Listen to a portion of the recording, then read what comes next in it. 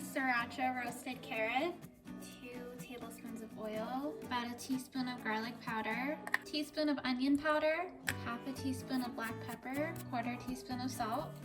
I'm gonna mix it all together, and we have the oven preheated to 400 degrees, and we're going to dump them on a pan and cook them for about 35 to 40 minutes. This is 4 cups of baby carrots cut in half. So onto the Sriracha, we're going to add about a tablespoon of butter.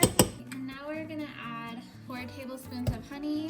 Let that dissolve a little bit and caramelize. We'll start with 3 tablespoons for now and see how it tastes. Now it's starting to boil and caramelize a little bit. Okay, so we could definitely use like another 2 tablespoons of Sriracha sauce.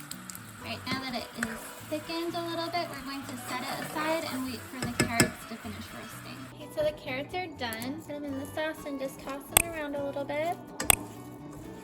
And they're ready.